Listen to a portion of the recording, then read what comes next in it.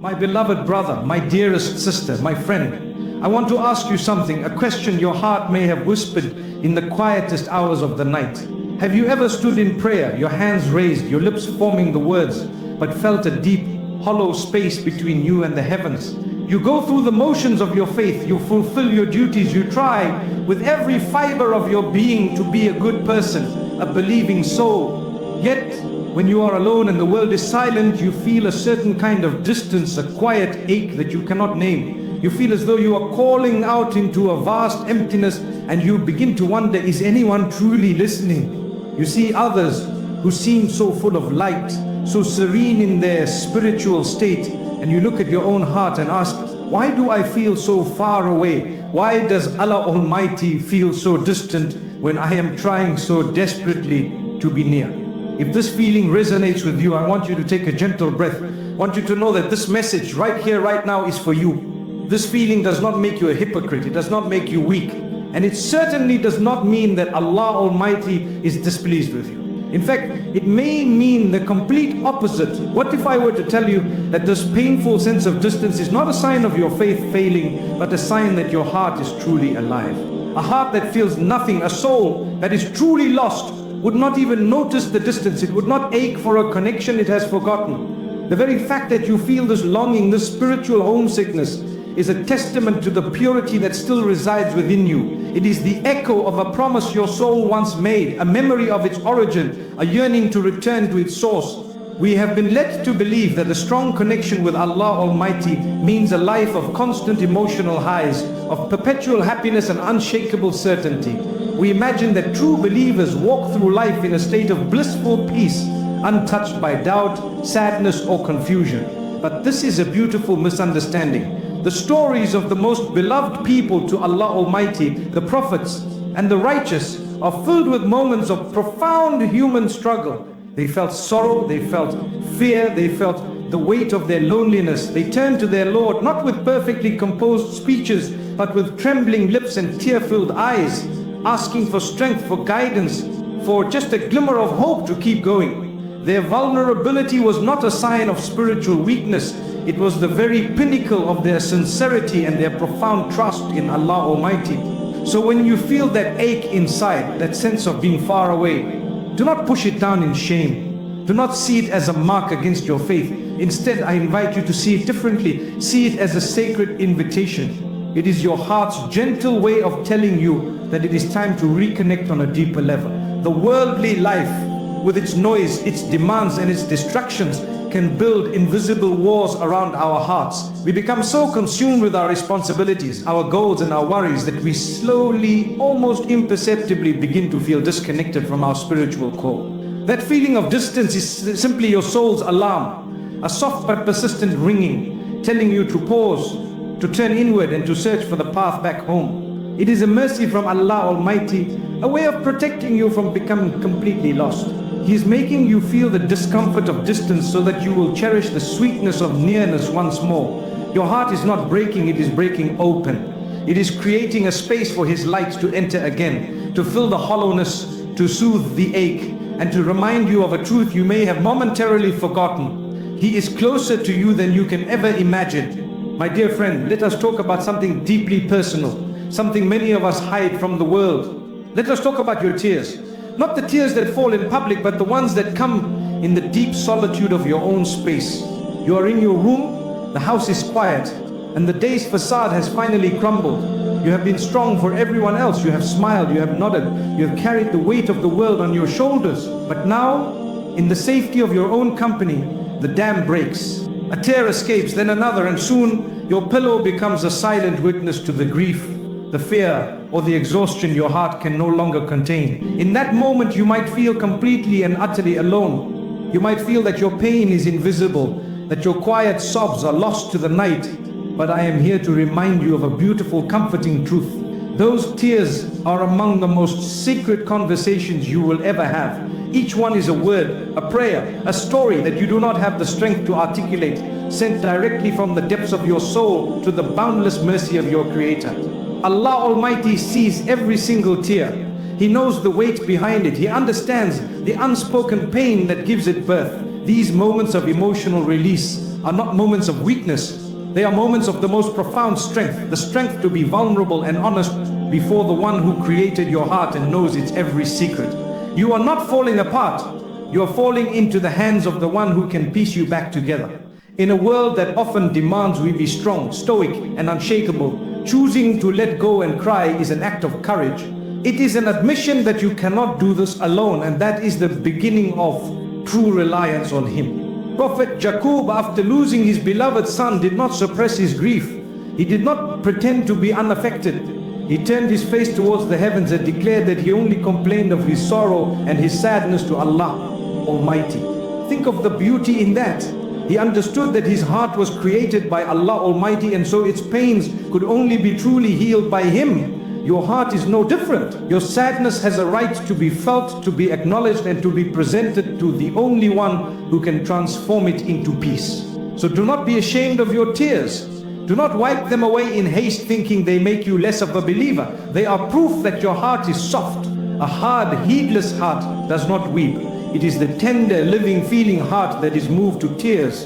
And a tender heart is a heart that is close to Allah Almighty. Each drop is a purification. It washes away the dust of the worldly life that has settled upon your soul.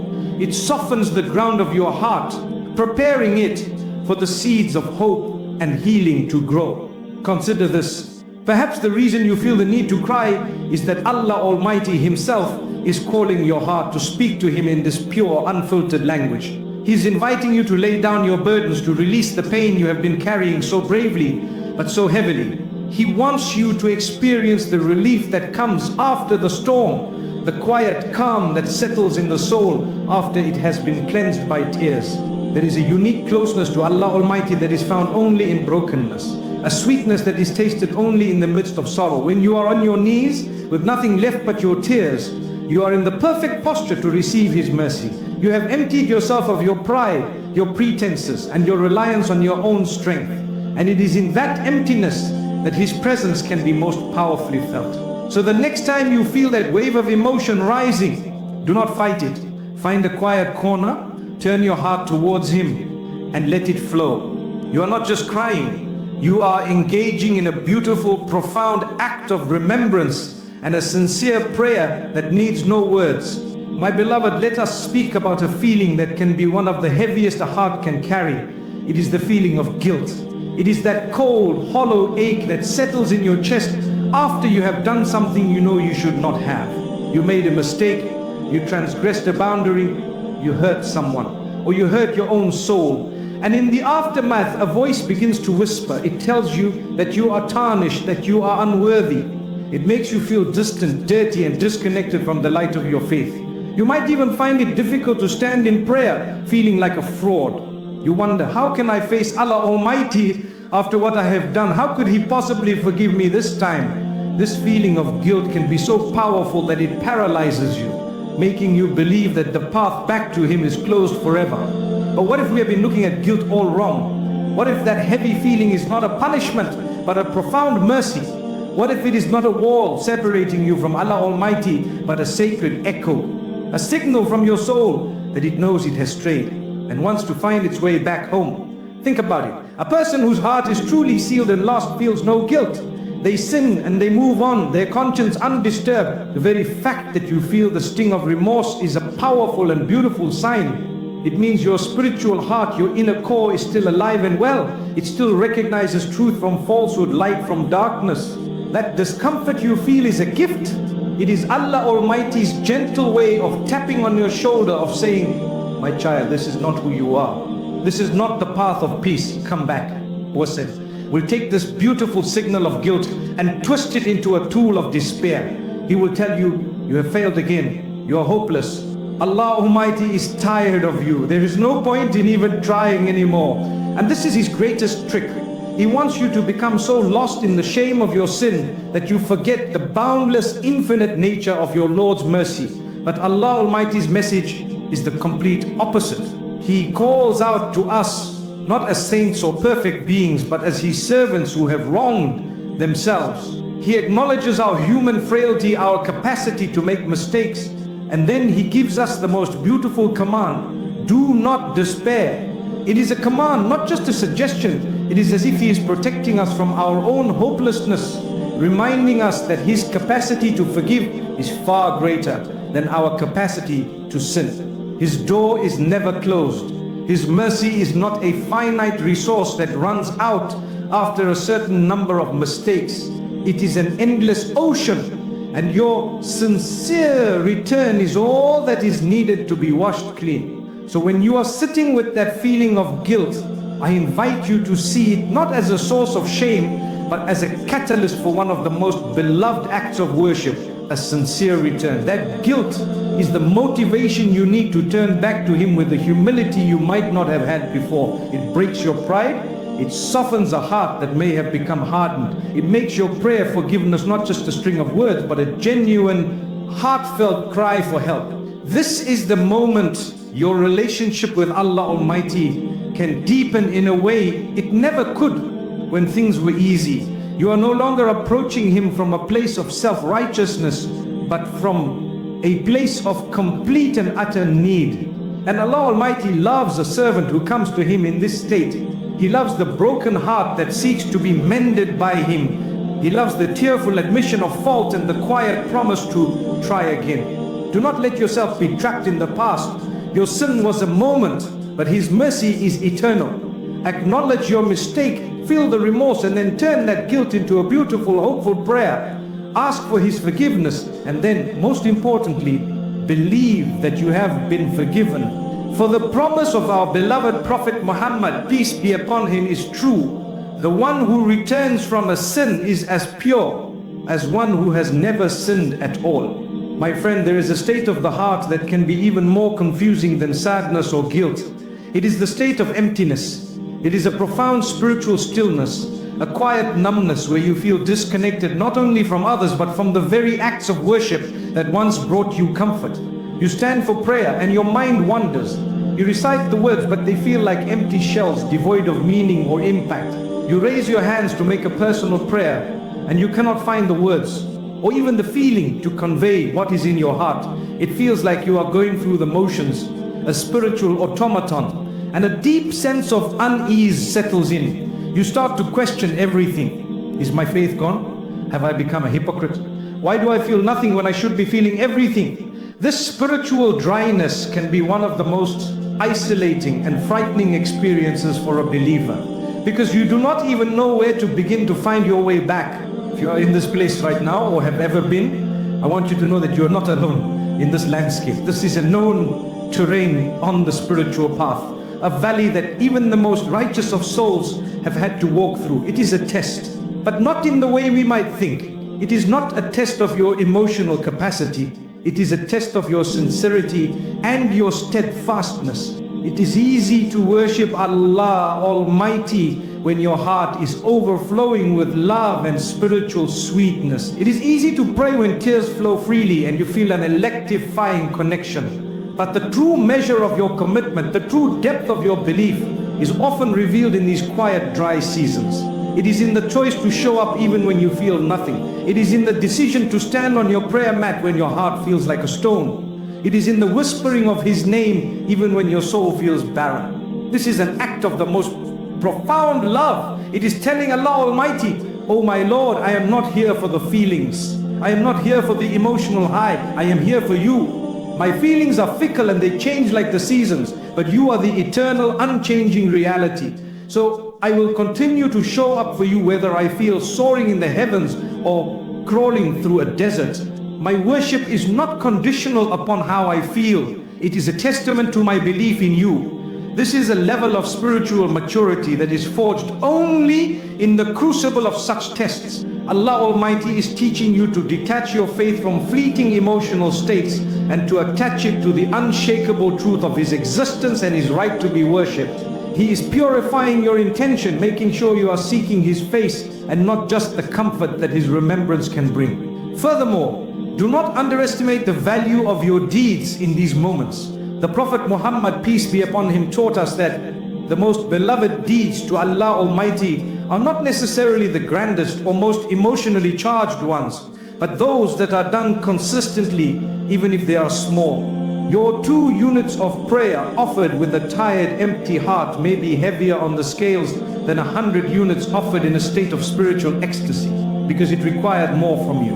It required a deeper level of commitment, a conscious choice to obey and to trust in the face of inner emptiness. Allah Almighty sees your struggle. He sees the effort it takes for you to unroll your prayer mat. He hears the prayer you whisper, even when it feels like it does not travel past your lips. He is not judging the quality of your emotional performance. He is witnessing the sincerity of your effort. So be gentle with yourself in these seasons. Do not force feelings that are not there. Simply continue with your small, consistent deeds. Keep your tongue moist with a simple remembrance. Open the Quran, even if you only read a single verse. Your job is to keep planting the seeds. The rain, the growth, and the blossoming are in His hands. This season of stillness will not last forever. It is simply a quiet, fallow period, allowing your soul to rest and strengthen its roots, preparing you for a spring you cannot yet see. My dear brother, my dear sister, in this age of endless scrolling and curated perfection, there is a subtle poison that can seep into our hearts almost without us noticing. It is the poison of comparison. You are living your life, trying your best, being patient with your struggles, and then you see it. You see a friend's announcement of a marriage. You see a colleague's promotion. You see pictures of a seemingly perfect family, a beautiful home, a life filled with ease and blessings that you have been praying for. And in that moment, a shadow falls over your heart. A quiet, painful thought emerges. Why them and not me? What am I doing wrong? When will it be my turn? This feeling is often followed by a wave of guilt. We feel ashamed for feeling a pang of jealousy or sadness at someone else's good fortune, believing that it makes us a bad person, a poor believer. First, let us be clear. Feeling this way does not make you a bad person. It makes you a human being. We were created with these emotions. The feeling of wanting what another has or feeling a sense of lack in our own lives is a natural human response. The true test is not in the initial feeling itself, but in what we choose to do with it. Do we allow it to fester into bitterness, resentment, and envy? Or do we use it as a powerful signal from our soul to turn back to Allah Almighty and recalibrate our perspective? The choice we make in that moment is what defines our faith and shapes our character. The path of despair is to dwell on what others have, allowing it to diminish our gratitude for what we have. But the path of faith is to see the blessings in others' lives and use it as a catalyst for our own heartfelt, sincere prayer. Instead of letting that feeling of comparison pull you down, I invite you to transform it into an act of worship. The moment you feel that pang in your heart, catch it, acknowledge it without judgment, and then turn it immediately into a prayer. If you see someone blessed with a loving spouse, say, "Oh Allah Almighty, bless their union and grant me a righteous spouse who will be the coolness of my eyes." If you see someone with financial ease, say, "Oh Allah Almighty, increase their provision, protect them from arrogance, and open the doors of my own provision in a way that is best for me." By doing this, you perform a beautiful spiritual alchemy. You take a potentially destructive emotion and you turn it into a positive prayer for both the other person and for yourself. You defeat the whisper of the deceiver who wants to create animosity, and you affirm your belief that the khazain, the treasures of Allah Almighty, are vast and limitless. His giving to someone else does not in any way diminish what He has in store for you. Moreover, it is crucial to remember that what we see on the surface is never the full story. We see the curated highlight reel of people's lives, the moments of joy and success. We do not see their private struggles, their silent tears, their hidden tests, or the battles they fight when no one is watching. Every single person on this earth is being tested, but in different ways. The person with wealth is being tested with gratitude and humility. The person with a family is being tested with patience and responsibility. Your test may be in waiting, in longing, in trusting. To wish for their life is to wish for their tests as well, and we may not have the strength to carry their specific burdens. Allah Almighty in His infinite wisdom has given you the exact life, the exact circumstances, and the exact tests that are perfectly designed for your soul's growth. Your journey is unique, your timeline is unique. The plan He has for you is tailored to you with a level of love and precision that you cannot even comprehend. So let go of the need to compare. withdraw your heart from the lives of others and place it gently back into your own, watering it with gratitude for the blessings you do have, and with a beautiful, hopeful prayer for the blessings that are on their way. Your provision is written, it will not miss you. And true wealth is not in having more, but in being content with what you have. My dearest friend, there is a whisper that often visits us in the dead of night, when the world is asleep and our minds are left to wander. It is the whisper of fear. Fear of the unknown, fear of the future. The questions circle in our minds, relentless and unsettling. What if I never find a spouse? What if I lose my job? What if I fail again? This fear can be a heavy cloak wrapping around our hearts and constricting our breath. It steals the joy from our present moment and casts a long, dark shadow over the potential of our future. We might even feel a sense of spiritual failure, believing that a true believer should not feel such anxiety, that our fear signifies a lack of trust in Allah Almighty. But I want to gently propose a different way of seeing this. Your fear does not mean your faith is weak. It simply means you are human. You are a fragile being in a vast and unpredictable world. To feel fear is to acknowledge your own limitations, your lack of control over the grand scheme of things. And in a beautiful power doctrinal way, this acknowledgement of your own powerlessness is the very first step toward discovering true power. It is the doorway to developing one of the most beautiful qualities a heart can possess: a deep, sincere and liberating trust in Allah Almighty. Your fear is not there to break you, it is there to guide you. It is there to make you realize that you are carrying a burden that you were never meant to carry alone. The burden of the future belongs only to Him. Think of the beautiful teaching of our beloved Prophet Muhammad, be upon him. He told us that if we were to truly trust in Allah Almighty with the trust He deserves, He would provide for us just as He provides for the birds. They leave their nests in the morning with empty stomachs, with no certainty of where their food will come from. They do not have pantries or savings accounts. They have only their instinct to fly and their innate trust in their Creator, and they return in the evening, their needs fulfilled. This does not mean the bird stays in its nest and waits for food to appear. It still has to do its part. It has to stretch its wings and fly. In the same way, we are asked to do our part. We make our plans. We study for the exam. We apply for the job. We seek out a suitable spouse. We take our camel.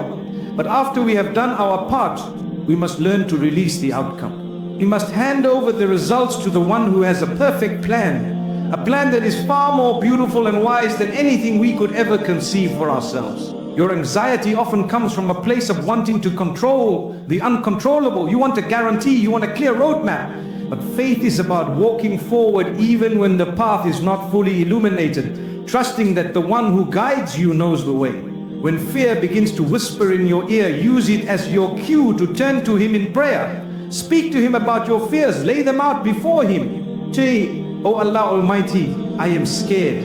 I do not know what tomorrow holds.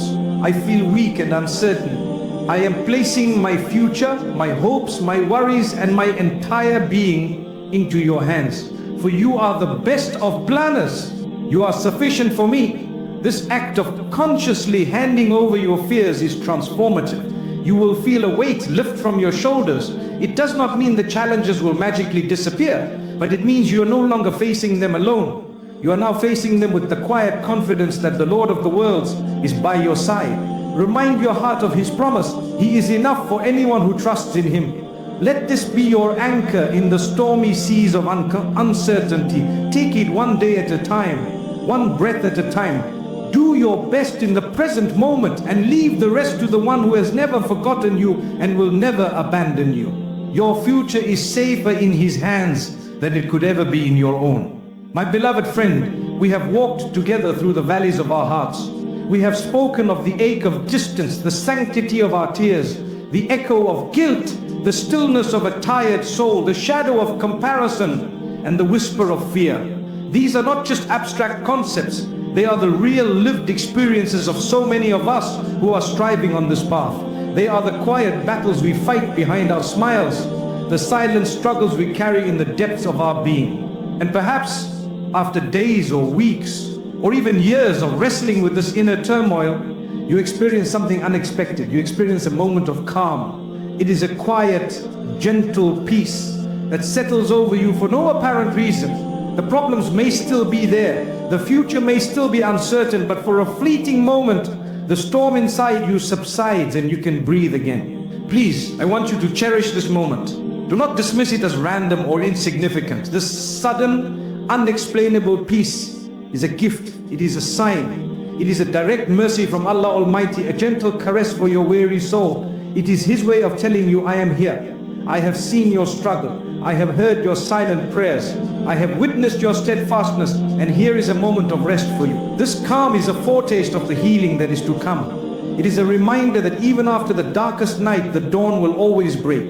It is Allah Almighty giving your heart a chance to recharge, to gather its strength, and to remember that ease is possible, that peace is its natural state. This tranquility is a profound form of communication from Him to you, a reassurance that you have not been abandoned. So if you have been feeling any of these deep, powerful, and often painful emotions, please do not rush to judge yourself.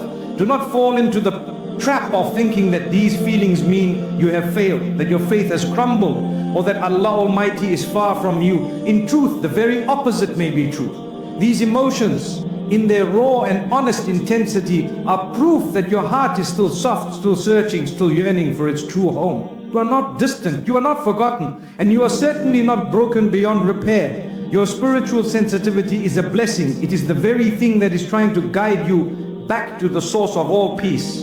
Your journey through sadness can carve out a greater capacity for joy. Your experience of guilt can lead to the sweetest taste of forgiveness. Your moments of fear can build the most unshakable fortress of trust. Each emotion is a doorway. Faith is not about maintaining a constant state of blissful happiness. It is not about being perpetually strong and having all the answers. Faith is about turning to Allah Almighty even when you feel weak. It is about trusting Him even when you do not understand. It is about whispering His name in the dark even when your voice trembles. It is in these moments of profound vulnerability that He is closest to us. He did not say, I am near to the righteous, or I am near to the perfect. He said, I am indeed near. I respond to the prayer of the supplicant when he calls on me. That supplicant is you. It is me. It is anyone who turns to Him, regardless of their state, regardless of their past. The only condition is that you call. So if you have been waiting for a sign, if your soul has been longing for a reminder that you are not walking this path alone, let this be it. Let this be the moment your heart awakens to the beautiful, comforting, and undeniable truth. Allah Almighty is near. He has always been near. And He is waiting with a love and mercy that you cannot even fathom for you to simply turn back to Him. You do not need grand gestures or eloquent words. You do not need to fix everything overnight. All you need is one sincere step, one honest movement of the heart back in His direction. And He, in His infinite generosity, has promised to come to you running. So let your challenges become your prayers. Let your pain soften your heart. Let every emotion you feel become a bridge that leads you not into despair, but into the loving embrace of His nearness. Your journey back to peace begins now, with one simple, quiet, and beautiful return.